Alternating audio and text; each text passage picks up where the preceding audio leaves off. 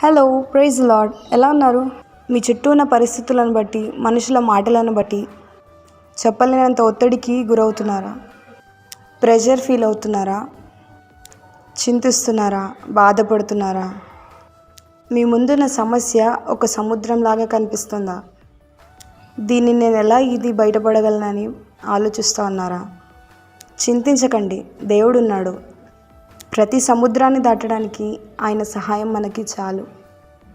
మనుషుల సహాయం వల్ల మనం మునిగిపోతామేమో, కానీ ఆయన సహాయపడితే, ఆయన మన తోడుంటే ఖచ్చితంగా ఆ సమస్యలో ఎన్ని అలలు వచ్చినా ఖచ్చితంగా మనం దాంట్లో నుండి బయటపడతాం.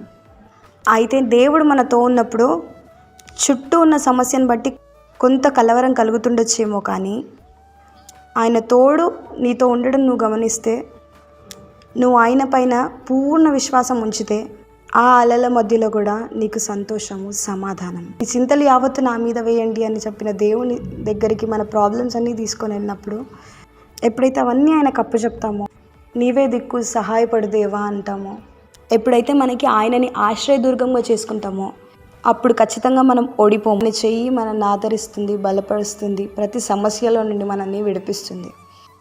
చింతలన్నీ, బరువులన్నీ మీదేసుకొని మోసేదానికంటే ఆయన పాదాల దగ్గర పెట్టి సమర్పించుకుంటే ప్రతి సమస్యలో సమాధానము, ప్రతి సమస్య పైన జయము. దిగులు పడకు, భయపడకు, నేను నీకు సహాయం చేస్తానన్న దేవుడు మనకుండగా ఇంకా చింతించడం ఎందుకు? ఏదేమైనా సహాయం పొందుకునేదాకా ఆయన పాదాల యొద్దే మొరపెడదాం. ఆయన బాధపడే వారి బాధని చూసి తృణీకరించే దేవుడు కానే కాడు. ఖచ్చితంగా మనల్ని సమస్య నుండి విడిపిస్తాడు. హల్లెలూయా.